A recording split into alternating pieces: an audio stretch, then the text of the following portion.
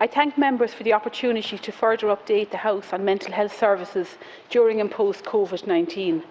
At the outset, I think it's important to acknowledge that although we are hopefully past the worst of the pandemic, we are not out of the woods yet. So when we talk about mental health post-COVID, we should acknowledge that the impact of COVID will be felt for some time to come. It is also important for me to acknowledge the significant impact the cyber attack has had on the HSE, including on mental health services. I have remained in close contact with the HSE and know how hard the staff are working to overcome existing challenges. I commend all staff working across the country for their unwavering commitment in continuing to provide vital mental health services. I have been before the House on a regular basis to update members on mental health service provision. The delivery and development of such services are underpinned by our policies, sharing the vision and for suicide reduction, Connecting for Life. Our approach to the continued enhancement of mental health services is also reflected in the HSE National Service Plan 2021 and in specific commitments under the programme for government. Our national policy set out recommendations to improve the mental health outcomes of our population. All of these together represent the broad framework through which we are moving forward, addressing challenges, implementing policies and developing an integrated response to mental health. Without a doubt, COVID-19 has caused considerable upset and disruption to people's lives. And while we do not yet fully understand the extent of this, we're not sure what extent this will have on people's mental health, it is acknowledged that a range of post-pandemic mental health and psychosocial challenges are likely to arise. These may persist for months or years ahead and will likely be compounded by economic impacts. The government's overall focus is on keeping COVID numbers down and reopening our society and economy while ensuring the safe and effective rollout of the vaccine. However, our citizens' mental health needs, particularly for those already vulnerable to or with existing mental health difficulties, remains a key priority. Stress, anxiety and low mood have become part of many people's lives. Many of us at some stage have experienced emotional difficulties, including grief, sadness and loneliness. In response to the pandemic, the broad range of mental health services and supports provided by the HSE and its partner organisations were significantly expanded to address additional demand brought about by COVID-19. A range of psychosocial responses were introduced, including self-help supports, which promote positive physical and mental health. The Keep Well campaign continues to provide practical advice, empowering individuals to maintain and improve their overall well-being. Digital mental health initiatives were rapidly enhanced to enable services to meet not only current demand, but new and emerging need. It has enabled us to continue providing much-needed supports where face-to-face service delivery was not possible. This includes video consultations and signposting to online counselling, self-help initiatives and other supports. Face-to-face assessments continue to be provided where remote assessment is not possible or appropriate. We have also expanded our telephone and texting supports. E-mental health is now embedded, enabling us to offer a blended, more up-to-date mental health service offering to meet evolving demands and circumstances. Digital mental health has aided provision of 7-day tele-mental health supports, including yourmentalhealth.ie, the information line 1800 111 888, the crisis text line 50808, and NGO online supports. These include one-to-one counselling and group and peer supports delivered, for example, through My Mind, Turn to Me and SilverCloud. My Mind are providing free online counselling in 15 languages to people in communities nationwide.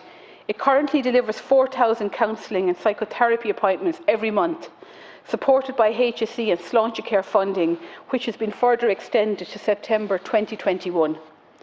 As online activity has increased, we have increased capacity to allow for any upsurge in demand.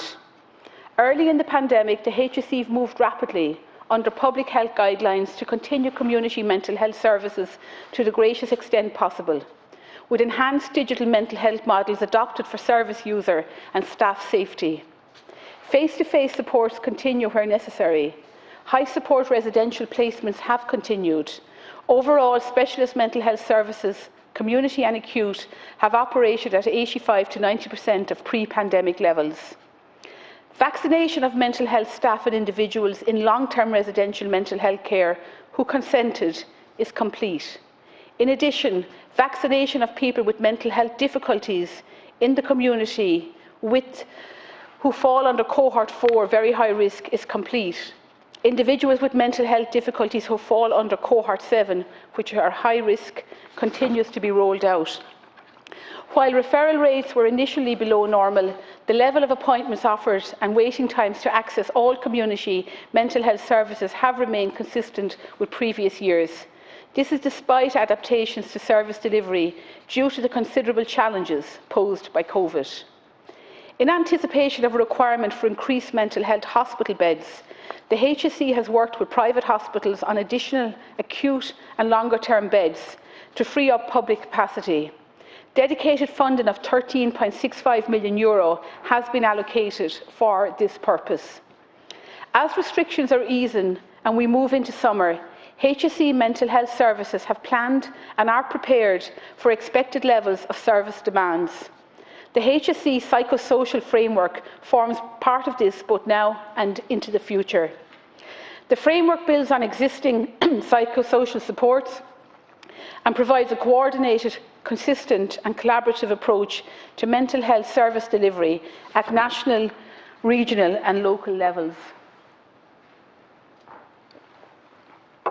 Ceann Comhairle recognises the impact of COVID on mental health in all areas of society and aims to mitigate longer-term effects, while sustainably supporting the psychosocial well-being of both the public and healthcare workers during and beyond the pandemic. The HSE Social Prescribing Initiative is an additional route to provide psychosocial and practical support. In over 30 locations across the country, partners are offering social prescribing opportunities through many local community activities to support people to improve their overall health and well-being. Just last week, I announced the phased reopening of daycare centres for older people, which no doubt will have a considerable impact on promoting the mental health of this group of people.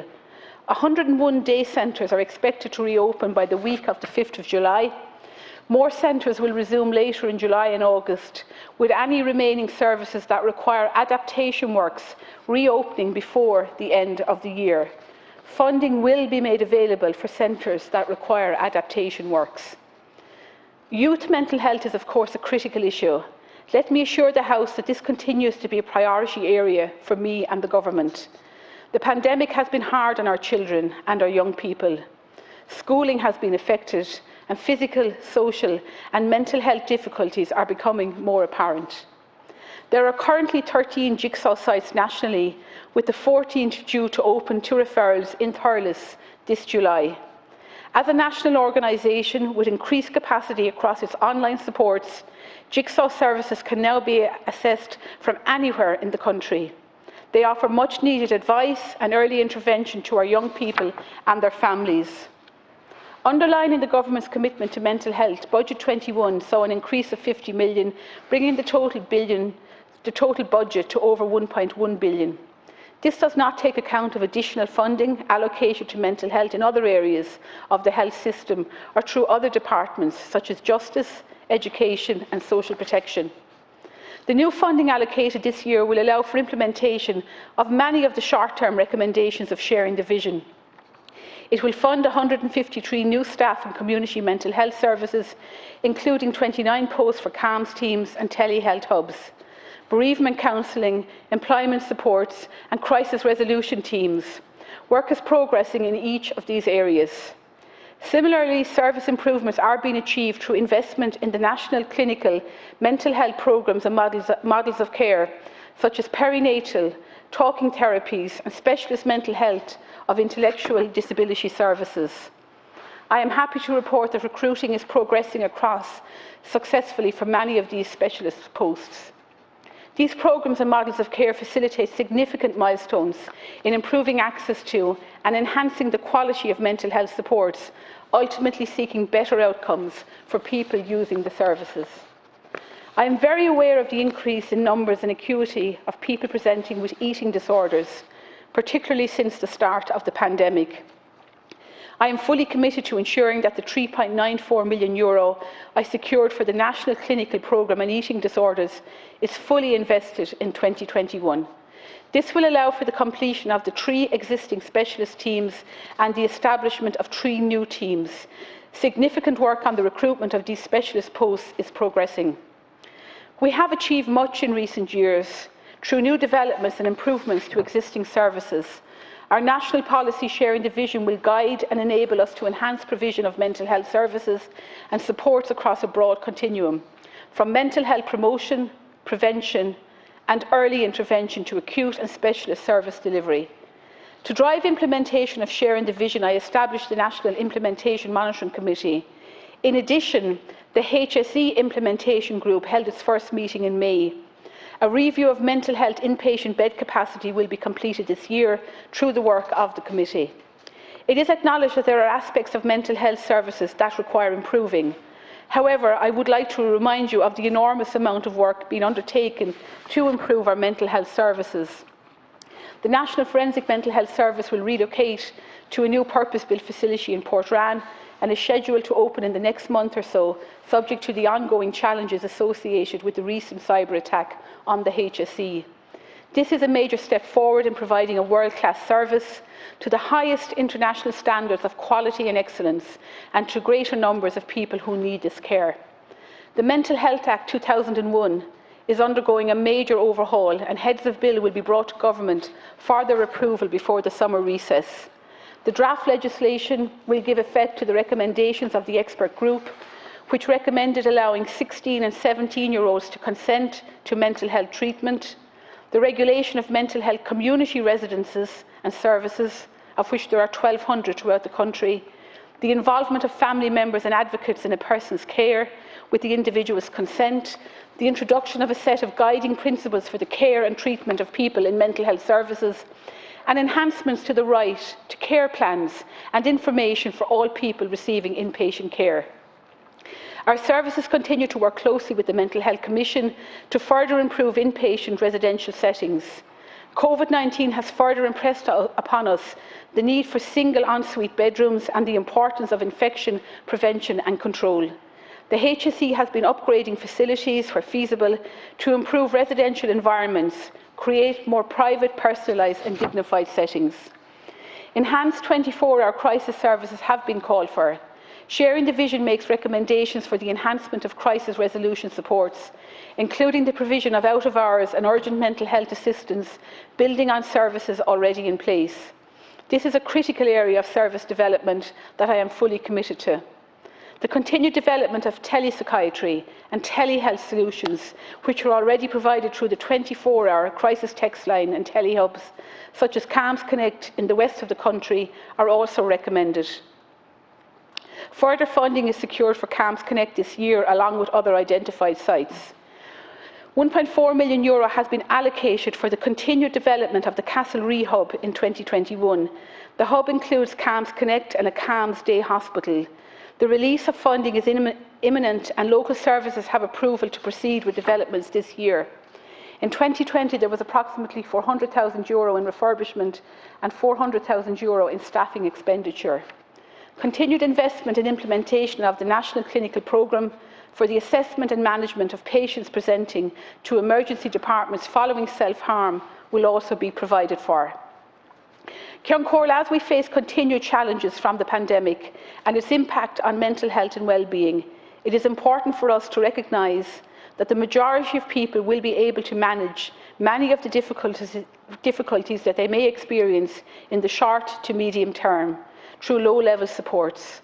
However, some will experience distress over a longer period after the immediate crisis has passed, and a minority will require more specialist input. To address this, we will continue to provide sustained psychosocial responses to effectively manage the overall well-being, resilience and mental health of our population.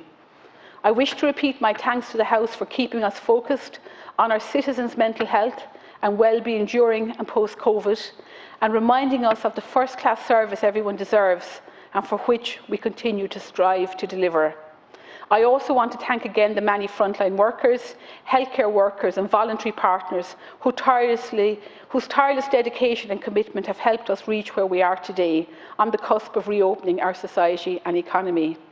In conclusion, while a range of post-pandemic mental health and psychosocial challenges are likely to arise, a negative mental health outcome for our population from the pandemic is preventable if we respond to the challenge in a cohesive manner. Garv Maithagad.